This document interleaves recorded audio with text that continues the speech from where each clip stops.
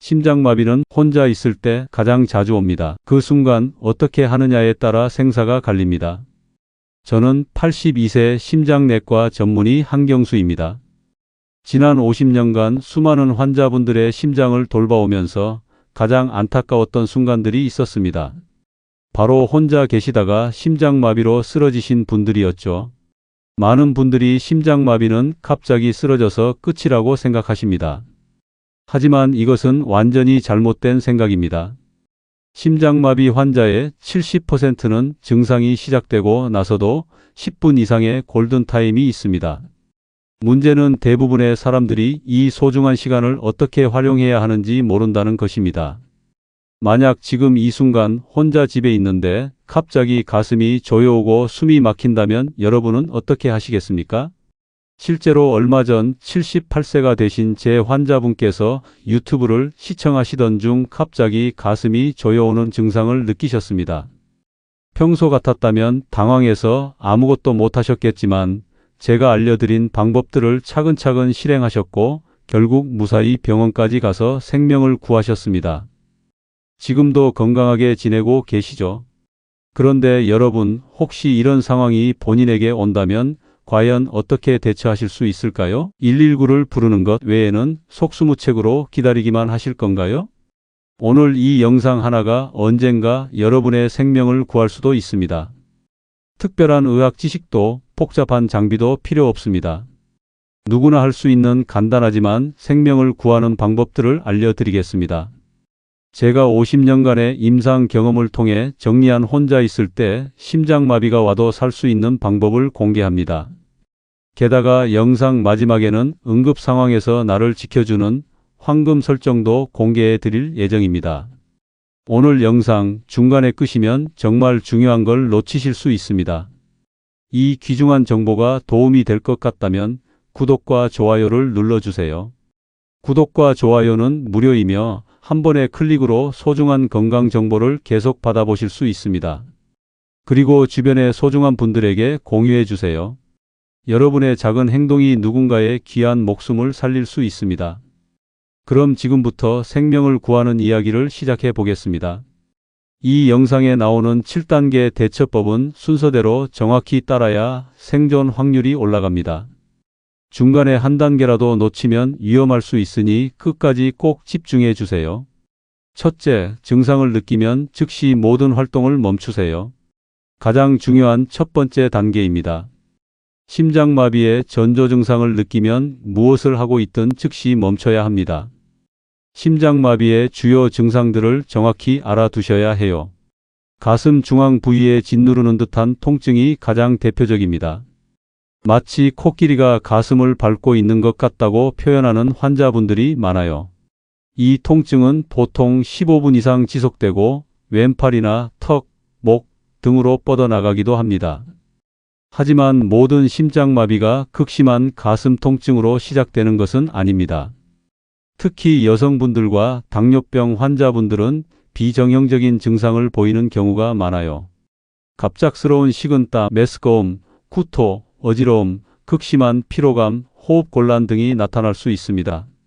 작년에 제가 진료한 68세 김순호 씨의 사례를 말씀드릴게요. 김 씨는 평소 고혈압 약을 드시고 계셨는데 어느 날 오후 혼자 집에서 TV를 보다가 갑자기 가슴이 답답해지면서 식은땀이 났다고 하셨어요.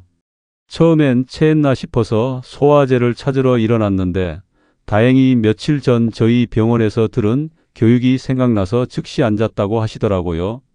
이때 김 씨가 잘한 것은 이상하다는 느낌이 들자마자 움직임을 멈춘 것입니다. 만약 계속 움직였다면 심장에 더 큰 부담을 줘서 상황이 악화될 수 있었거든요. 심장마비가 의심되는 증상이 나타나면 설거지를 하고 있었다면 설거지를, 계단을 오르고 있었다면 계단 오르기를, 운동을 하고 있었다면 운동을 즉시 중단하고 안전한 곳에 앉거나 누우셔야 합니다. 심장은 우리 몸의 펌프인데 이미 문제가 생긴 상황에서 더 일을 시키면 안 되거든요. 그런데 여기서 끝이 아닙니다. 다음 단계들이 더욱 중요해요. 둘째, 평소 복용하던 심장약이 있다면 즉시 복용하세요. 두 번째로 중요한 것은 평소 복용하던 심장 관련 약물이 있다면 즉시 복용하는 것입니다. 특히 협심증으로 니트로글리세린을 처방받아 드시는 분들은 이 약을 혀 밑에 넣고 녹여 드세요. 니트로글리세린은 혈관을 확장시켜서 심장으로 가는 혈류를 개선해주는 약입니다. 혀 밑에 넣으면 1에서 2분 내에 흡수되어 효과를 나타내요. 5분 간격으로 최대 3번까지 복용할 수 있습니다. 73세 박영희 씨의 경우를 말씀드릴게요. 박 씨는 10년 전부터 협심증으로 저희 병원에 다니고 계셨는데 어느 날 오전 혼자 집에서 빨래를 널다가 갑자기 가슴이 쥐어짜는 듯 아팠다고 하셨어요. 박 씨는 즉시 빨래 널기를 멈추고 소파에 앉으셨습니다. 그리고 평소 가방에 넣고 다니던 니트로글리세린을 혀 밑에 넣고 기다리셨어요. 약 2분 후 통증이 조금 나아지긴 했지만 완전히 사라지지 않아서 5분 후에 한 번 더 복용하셨습니다. 이때 박 씨가 정말 잘한 것은 평소 처방받은 대로 정확히 복용한 것입니다. 어떤 분들은 급한 마음에 여러 알을 한꺼번에 드시는데 이러면 혈압이 급격히 떨어져서 오히려 위험할 수 있어요. 아스피린을 복용하시는 분들도 마찬가지입니다. 평소 아스피린을 드시는 분이라면 씹어서 복용하세요. 아스피린은 혈전 형성을 억제해서 막힌 혈관을 뚫는 데 도움이 됩니다. 이때 주의할 점은 아스피린 알레르기가 있거나 위궤양이 있는 분들은 드시면 안 된다는 것입니다. 하지만 평소 심장약을 드시지 않는 분들은 함부로 약을 드시면 안 됩니다. 특히 남의 약을 빌려 드시는 것은 절대 금물이에요. 약물마다 금기사항이 다르고 개인의 상태에 따라 부작용이 생길 수 있거든요. 약을 복용했다고 해서 안심하시면 안 됩니다. 이건 단지 시간을 버는 응급처치일 뿐이에요. 다음 단계들을 계속 따라 하셔야 합니다. 셋째, 즉시 119에 전화하세요. 세 번째 단계는 바로 119에 전화하는 것입니다. 이때 가장 중요한 것은 정확하고 간결하게 상황을 전달하는 것이에요. 전화가 연결되면 이렇게 말씀하세요. 혼자 있는데 심장마비가 의심됩니다. 가슴 통증과 호흡 곤란이 있습니다. 주소는 땡땡구, 땡땡동, 땡땡번지입니다. 이렇게 핵심만 간단 명료하게 전달하는 것이 중요해요. 많은 분들이 2단계에서 실수를 하십니다. 괜찮아질 것 같은데 좀 더 지켜봐야겠다라고 생각하며 전화를 미루는 것이죠. 하지만 심장마비는 골든타임이 정말 중요합니다. 혈관이 막힌 후 90분 이내에 뚫어줘야 심장 근육의 손상을 최소화할 수 있어요. 65세 이정수 씨의 사례를 말씀드릴게요.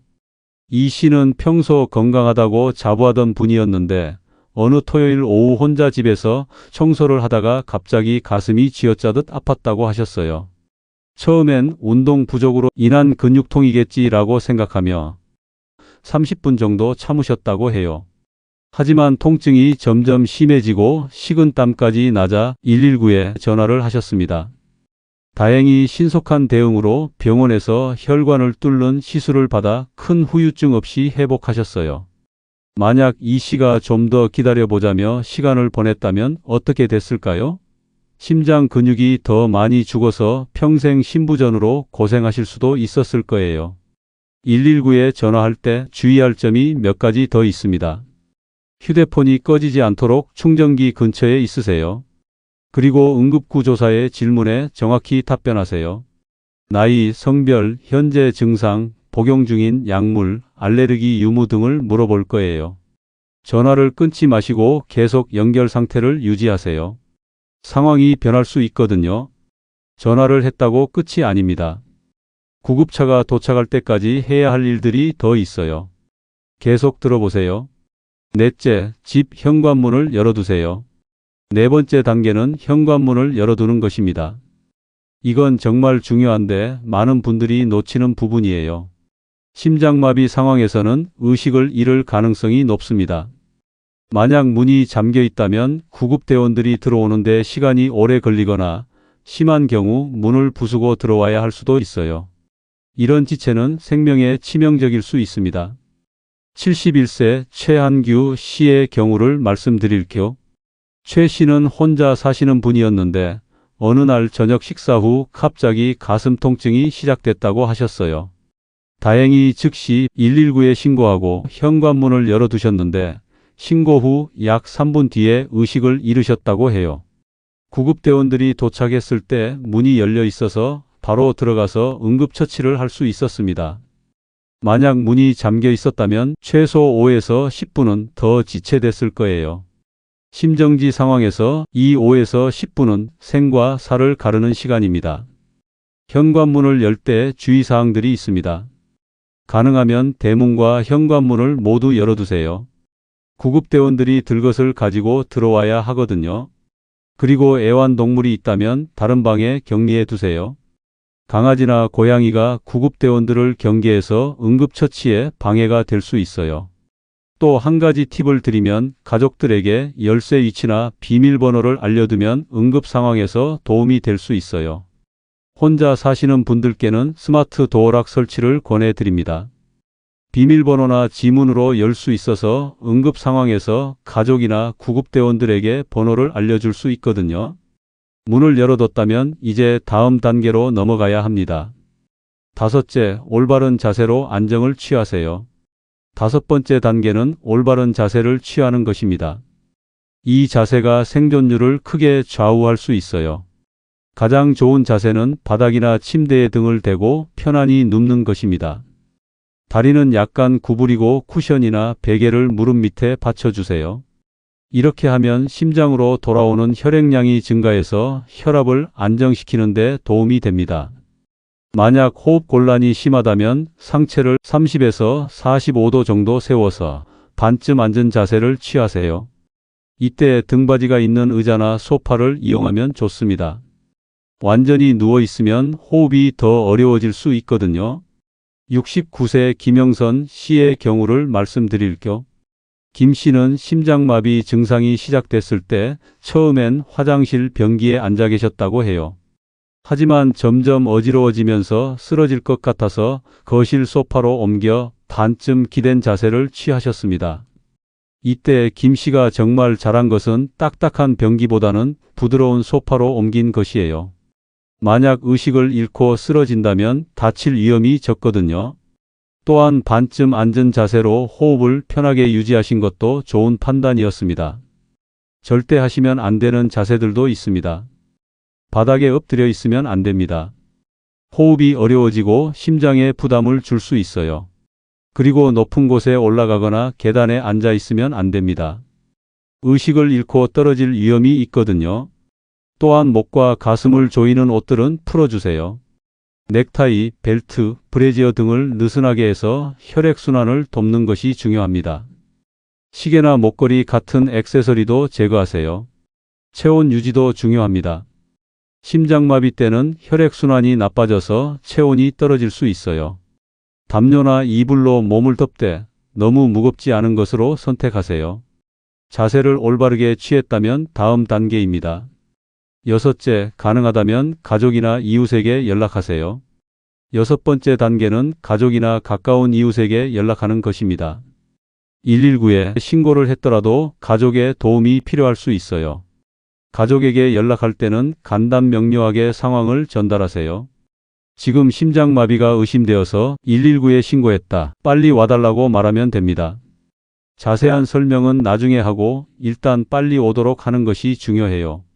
만약 가족이 멀리 있다면 가까운 이웃에게 연락하세요. 아파트라면 관리사무소에 연락하는 것도 좋은 방법입니다. 혼자 있는 상황에서 누군가가 곁에 있어주는 것만으로도 심리적 안정에 큰 도움이 됩니다. 74세 박철수 씨의 사례를 말씀드릴게요. 박 씨는 부인이 친정에 가신 날 혼자 계시다가 심장마비 증상이 시작됐어요. 119에 신고한 후 아들에게 전화했는데 아들이 타지에 있어서 바로 올 수 없는 상황이었습니다. 그래서 박 씨는 평소 친하게 지내던 옆집 아주머니에게 전화하셨어요. 이웃 아주머니가 즉시 달려와서 구급차가 도착할 때까지 곁에서 지켜봐 주셨습니다. 나중에 병원에서도 가족이 올 때까지 함께 있어 주셔서 큰 도움이 되었다고 하시더라고요. 연락할 때 몇 가지 주의사항이 있습니다. 너무 많은 사람에게 연락하지 마세요. 한두 명 정도면 충분합니다. 전화 통화는 간단히 하고 체력을 아껴두세요. 만약 연락이 닿지 않는다면 무리하지 마시고 다음 단계로 넘어가세요. 평소에 응급 연락망을 정해 두시는 것도 좋습니다. 휴대폰에 긴급 연락처를 저장해 두시면 응급 상황에서 구급대원들이 가족에게 연락할 수 있어요. 보통 아들, 딸 이런 식으로 저장해 두시면 됩니다. 또한 냉장고나 현관 앞에 응급 연락처를 적어둔 종이를 붙여두시는 것도 좋은 방법입니다. 의식을 잃은 상황에서 구급대원들이 쉽게 찾을 수 있거든요. 연락을 했다면 이제 마지막이지만 가장 중요한 단계가 남았습니다. 올바른 호흡법으로 버티는 것이에요. 마지막 움직이지 말고 천천히 깊게 호흡하세요. 마지막 7번째 단계는 움직이지 않고 올바른 호흡을 유지하는 것입니다. 이 단계가 생존에 가장 직접적인 영향을 미칩니다.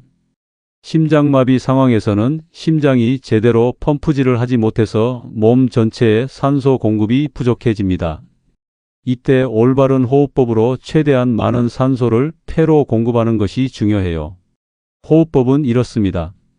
코로 천천히 4초간 숨을 들이마시세요. 그 다음 입으로 6초간 천천히 내쉬세요. 이걸 4-6호흡법이라고 합니다. 이렇게 하면 심박수가 안정되고 혈압도 떨어져서 심장 부담을 줄일 수 있어요. 호흡할 때 가슴이 아니라 배가 움직이도록 하는 복식호흡을 하세요. 손을 배 위에 올리고 숨을 들이마실 때 손이 올라오도록 하면 됩니다. 이렇게 하면 더 많은 산소를 폐로 보낼 수 있어요. 67세 이순자 씨의 경우를 말씀드릴게요. 이 씨는 30년 전부터 요가를 배우셔서 호흡법을 잘 아시는 분이었어요. 심장마비 증상이 시작됐을 때 평소 배우신 호흡법을 그대로 적용하셨다고 해요. 구급차가 도착했을 때 이 씨는 의식이 명료하셨고 맥박도 비교적 안정되어 있었습니다. 응급실 의사 선생님도 호흡을 잘 유지해서 뇌로 가는 산소 공급이 원활했다고 칭찬하셨어요. 덕분에 큰 후유증 없이 회복하셨습니다. 이때 절대 하시면 안 되는 행동들이 있습니다. 일어서거나 걸어다니면 안 됩니다. 심장에 더 큰 부담을 주거든요. 그리고 물을 마시면 안 됩니다. 의식을 잃으면 기도로 넘어가서 질식할 위험이 있어요. 토하고 싶어도 참으려고 하지 마세요. 토할 것 같으면 고개를 옆으로 돌려서 기도로 넘어가지 않게 하세요. 또한 기침을 강하게 하면 도움이 된다는 속설이 있는데 이건 의학적 근거가 없습니다. 오히려 혈압을 높여서 위험할 수 있어요. 자연스러운 호흡에 집중하세요. 구급차가 도착할 때까지 계속 의식을 유지하려고 노력하세요. 가족이나 응급구조사와 대화를 나누고 자신의 상태를 계속 체크해 보세요. 지금 통증은 어떤지, 호흡은 괜찮은지 이런 것들을 스스로 확인해 보는 것이 도움이 됩니다. 지금까지 혼자 있을 때 심장마비가 올 경우를 대비한 실전 대처법을 알아봤습니다. 하지만 여기까지 보셨다면 정말 중요한 한 가지를 더 꼭 알고 계셔야 합니다. 바로 응급 상황에서 나를 지켜주는 황금 설정입니다. 평소에 미리 준비해 두셔야 할 황금 설정이 있습니다. 바로 스마트폰의 의료정보 설정이에요. 아이폰을 사용하시는 분들은 건강 앱에서 의료 정보를 설정해 두세요. 안드로이드 폰은 응급정보 설정을 해 두시면 됩니다. 여기에 본인의 혈액형, 알레르기 정보, 복용 중인 약물, 기존 질병, 응급연락처 등을 입력해 두세요. 이 정보는 폰이 잠겨 있어도 응급 상황에서 접근할 수 있게 설정할 수 있어요. 구급대원들이 현장에서 즉시 확인해서 적절한 응급처치를 할 수 있거든요. 76세 정문식 씨는 이 설정 덕분에 생명을 구한 경우입니다. 의식을 잃은 상태로 발견됐는데 구급대원이 휴대폰의 의료 정보를 확인해 보니 와파린이라는 혈액응고억제제를 복용 중이라고 되어 있었어요. 덕분에 병원에서 적절한 치료를 받을 수 있었습니다.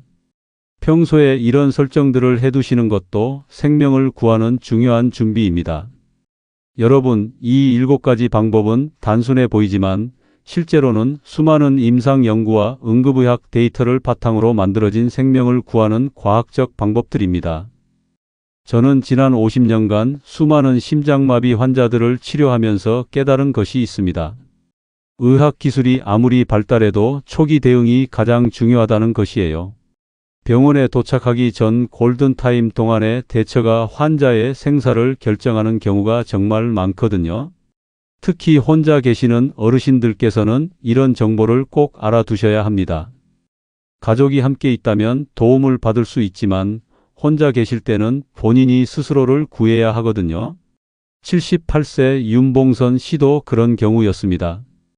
혼자 사시는 분이었는데 어느 날 밤 11시경 심장마비 증상이 시작됐어요. 다행히 며칠 전 손녀에게서 들은 응급처치법을 기억하고 계셔서 차근차근 따라 하셨습니다. 119 신고, 문 열기, 올바른 자세 취하기까지 완벽하게 하셔서 무사히 구조됐어요. 윤 씨께서 나중에 저에게 하신 말씀이 기억에 남습니다. 선생님, 그 순간에는 무서움보다는 내가 할 수 있는 일들을 차근차근 해보자 라는 생각이 들더라고요. 그게 오히려 마음을 진정시키는데 도움이 됐어요. 맞습니다. 이런 응급 상황에서는 당황하지 않고 체계적으로 대처하는 것이 중요해요. 평소에 이런 방법들을 머릿속에 정리해 두시면 실제 상황에서 침착하게 행동할 수 있습니다. 또 한 가지 강조하고 싶은 것은 예방의 중요성입니다.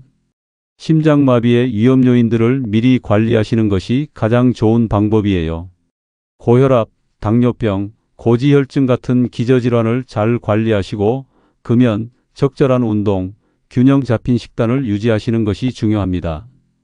정기적인 건강검진도 빼놓을 수 없어요. 특히 조기에 발견하면 충분히 예방하고 치료할 수 있거든요. 가족력이 있는 분들은 더욱 주의하셔야 해요. 부모님이나 형제 자매 중에 심장병을 앓으신 분이 있다면 40세부터는 정기적인 심장 검사를 받아보시는 것이 좋습니다. 여러분께서 오늘 이 영상을 보신 것도 큰 의미가 있습니다. 지식은 생명을 구합니다. 혹시 주변에 혼자 사시는 어르신들이나 심장질환 위험이 있는 분들이 계시다면 오늘 배운 내용을 꼭 전해주세요. 혹시 비슷한 상황을 겪으신 분이나 이런 응급처치로 도움을 받으신 분들의 이야기도 듣고 싶어요.